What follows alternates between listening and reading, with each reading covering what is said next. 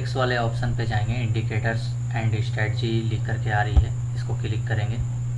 इसके बाद search bar में टाइप करेंगे RSI रिलेटिव स्ट्रेंथ इंडेक्स लिख करके आ रहा है और आप देख सकते हैं इसके बाद काफ़ी सारे इंडिकेटर्स हैं जो यहाँ पे शो हो रहे हैं। तो सभी इंडिकेटर में बगल में स्टार बना हुआ है, इसको आपको क्लिक कर लेना है क्योंकि फिर आपका ये फेवरेट में ऐड हो जाएगा। जैसा कि आप देख सकते हैं यहाँ पे फेवरेट में मेरा ऐड किया हुआ है।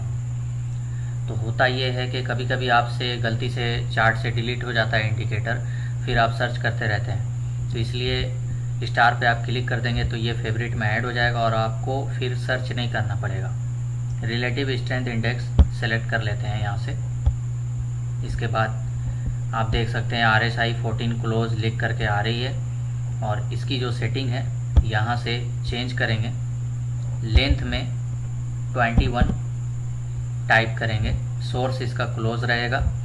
लेंथ में पहले 14 था जो कि डिफ़ॉल्ट सेटिंग है, अगर आप चाहें तो 14 की भी सेटिंग यूज़ कर सकते हैं, बट मैं यहाँ पे जो भी स्ट्रेटजी बताने वाला हूँ इसके हिसाब से 21 मैं ले रहा हूँ। ठीक है। स्टाइल RSI का जो कलर है यहाँ पे ये पर्पल कलर शो हो रहा है, तो मैं यहाँ पे ब्लैक ले लेता हूँ क्योंकि ब्लैक थोड़ा सा क्लियर दिखेगा।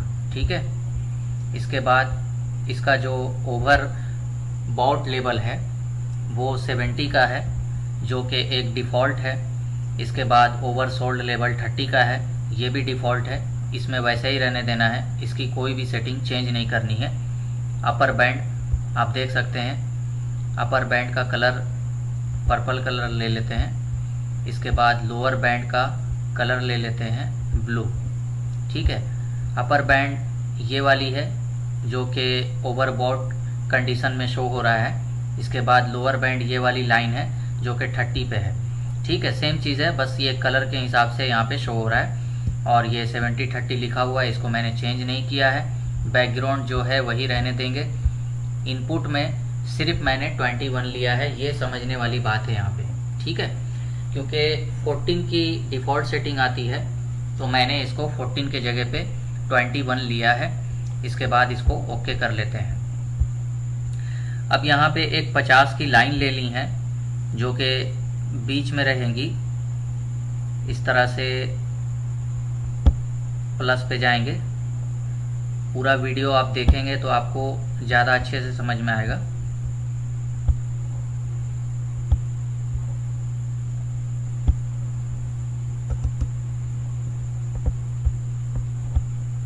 तो यहाँ पे एक हॉरिजॉन्टल लाइन रख लेते हैं Alt+H दबा के, और ये मैंने 50 पे इसको रख लिया है, करीब करीब 50 है, और थोड़ा आगे पीछे हो सकता है, आप मैनेज कर लीजिएगा, लेकिन मैंने 50 के आसपास रखा है। चलिए ठीक है। इसके बाद यहाँ पे एक और इंडिकेटर लेना है जिसको ये समझने के लिए लेना है कि RSI अगर 50 के ऊपर है तो, क्योंकि RSI माना जाता है कि 50 के ऊपर जब जाती है तो मार्केट बुलिश होती है, इसलिए कैंडल में एक अलग से इंडिकेटर लेना होगा जिसमें ये समझने के लिए कि RSI 50 के ऊपर है या नीचे है। तो इसलिए इसको समझने के लिए एक और इंडिकेटर लेंगे। एफेक्ट्स वाले ऑप्शन पे चलते हैं।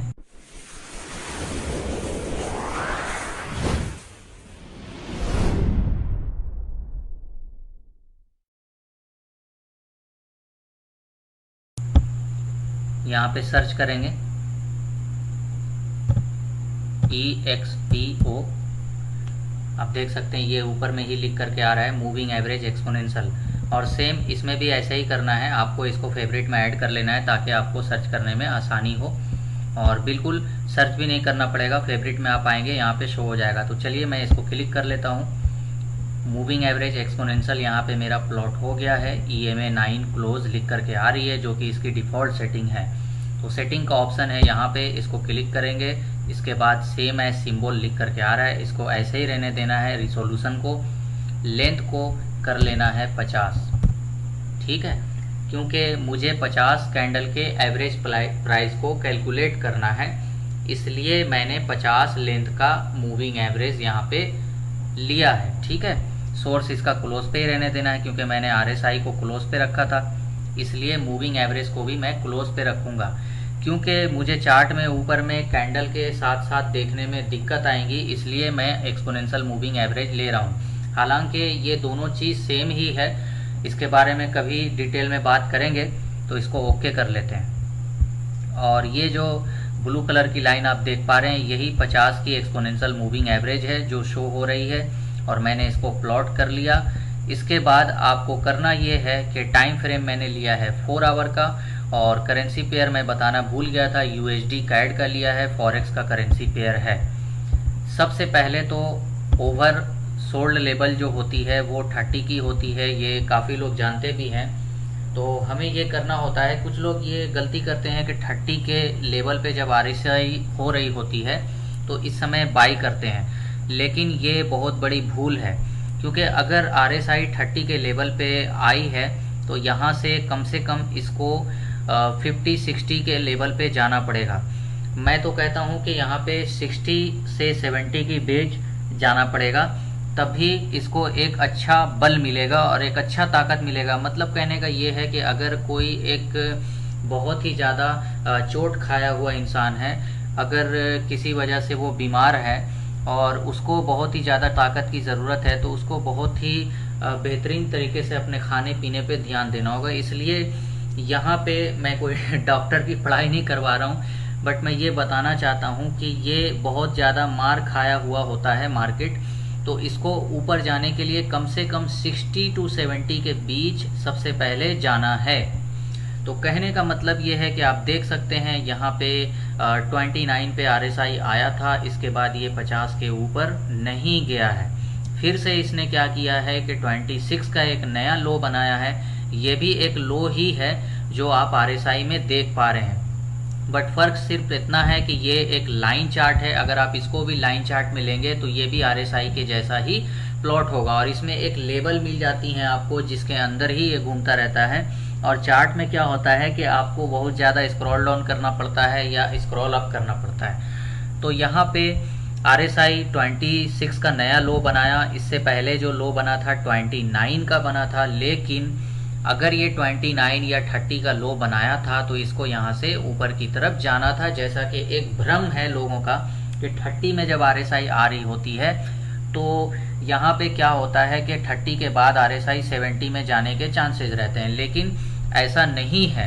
आप देख सकते हैं ये 29 से 70 तक नहीं गया है, बल्कि यहीं पे घूम रहा है। तो इसका क्या कंक्लूजन निकल के आता है, इसमें आपको ये देखना है कि 60 से 70 के बीच RSI कब जाता है, जब 30 पे है। तो अभी आप देख सकते हैं ये 30 पे है, अब 60 to 70 जब जाएगा तो हमें क्या करना है। तो सबसे पहले चलेंगे चार्ट में पीछे और देखेंगे कि RSI 30 to 60 कब गया था। तो यहाँ पे आप देख सकते हैं कि RSI, अच्छा इसमें एक बात और है कि 70 से चल के RSI 30 तक आना चाहिए। तो आप यहाँ पे देख सकते हैं 70 से चल के ये 30 पे आया तो है, लेकिन ये फिर भी 60 के ऊपर नहीं गया, मतलब कि इसको ठीक तरह से इलाज नहीं मिला, और ये जो मार खाया हुआ था और भी इसको मार मिलती गई, बहुत ज़्यादा मार मिली है। और यहाँ पे आप देख सकते हैं एक नया लो बनाया इसने 21 का, जो कि यहाँ पे एक लो बना था 29 और 30 के बीच का।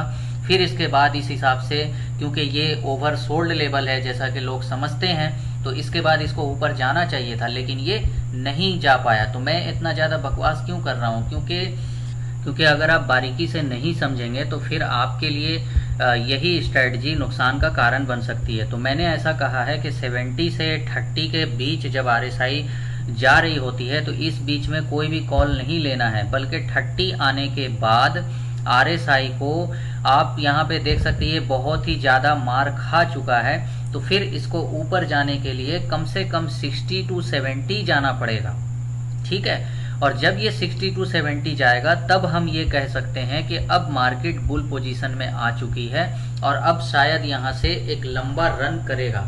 मैं बात कर रहा हूँ लंबे रन की, छोटे मोटे ट्रेडिंग की मैं यहाँ पे बात नहीं कर रहा हूँ, और मैं कोई भी फाइनेंशियल एडवाइस नहीं दे रहा हूँ। किसी भी ट्रेडिंग में, फॉरेक्स ट्रेडिंग करते हो आप या शेयर ट्रेडिंग करते हो, क्रिप्टो ट्रेडिंग करते हो, तो आप खुद की एनालिसिस के ऊपर पहले इसको रिसर्च कर लें, इसके बाद कोई भी काम करें। तो सबसे पहले तो आप यहाँ पे देखिए कि 30 में आने के बाद पहली बार एक जंप लिया है इसने 63 का, ठीक है, और 63 पे जाने देना है बड़े आराम से, कोई एक्शन नहीं लेना है। 63 पे जब ये चला जाता है, मेरे कहने का मतलब साफ है कि RSI 50 नहीं बल्कि 60 to 70 के बीच जाना चाहिए जब ये 30 पे आ चुका है। तो अब ये जब ये चला जाता है 60 to 70 के बीच, इसके बाद आपको यहाँ पे एक Alt+ दबा के Alt+V दबा के एक वर्टिकल लाइन लेनी है, और टाइम फ्रेम मैंने लिया है 4 आवर का, आपको भी इसी हिसाब से लेना है। अच्छा, कौन से टाइम फ्रेम पे कौन सा टाइम फ्रेम लेना है, इसके लिए ऑलरेडी लिंक दिया हुआ है डिस्क्रिप्शन में, आप वहाँ से मैसेज करके जानकारी ले सकते हैं। मैं आपको शेयर कर दूंगा कि कौन से टाइम फ्रेम पे कौन सा टाइम फ्रेम लेना है, क्योंकि टाइम फ्रेम बहुत मायने रखता है। अगर आप अलग अलग टाइम फ्रेम यूज़ नहीं करते हैं तो फिर आपका ट्रेड सही नहीं लगेगा। तो अभी मैंने 4 आवर का टाइम फ्रेम लिया था, और सबसे पहले मैंने क्या देखा, इतना ज़्यादा बकवास करके अगर अभी भी आप नहीं समझ पाए हों तो बिल्कुल वीडियो को स्किप मत कीजिएगा, क्योंकि आगे भी आपको फिर समझ में नहीं आने वाला है मैं जो कुछ भी बताने वाला हूँ।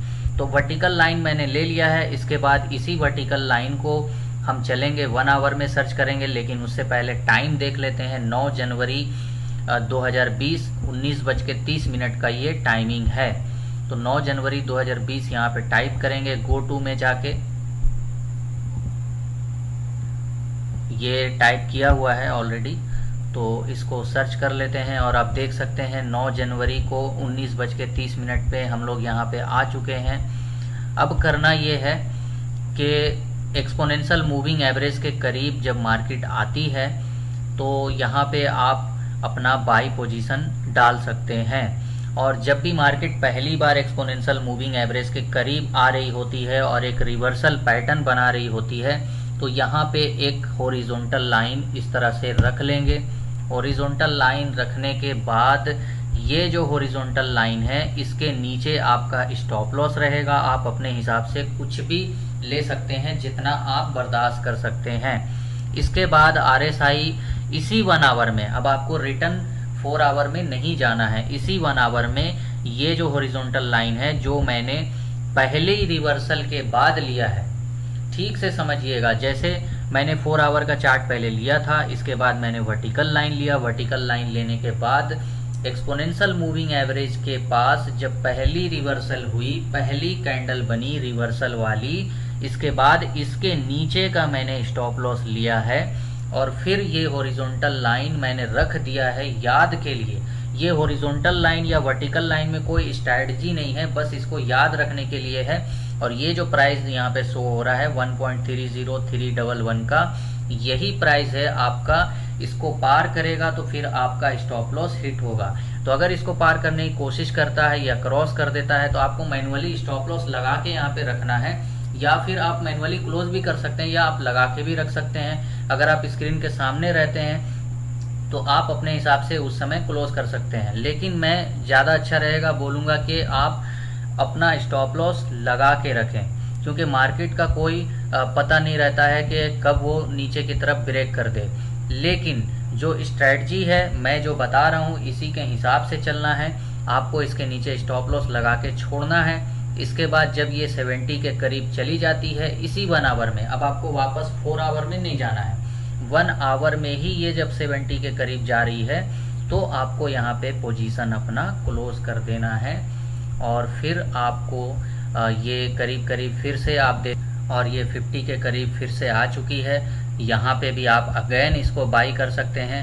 अब ये कब तक चलेगा, अब क्योंकि आपका RSI का जो यहाँ पे जो स्टॉप लॉस था ये भी चेंज हो चुका है, काफ़ी दूर चला गया है। तो अब आप स्टॉप लॉस कहाँ लगाएंगे, तो आप देख सकते हैं जब ये चीज़ें हो रही होती हैं तो RSI भी अपना मूवमेंट नीचे चेंज कर रहा है और एक लाइन चार्ट के जरिए से आपको समझाने की कोशिश कर रहा है कि मैं कहाँ जाना चाहता हूँ। अब यहाँ पे आप देखें कि RSI के जो नीचे के लो हैं इस पे आपको हॉरिजॉन्टल लाइन रख लेनी है, और जब तक ये जो हॉरिजॉन्टल लाइन है ब्रेक नहीं हो जाता है आप ट्रेड कर सकते हैं जितना चाहे उतना।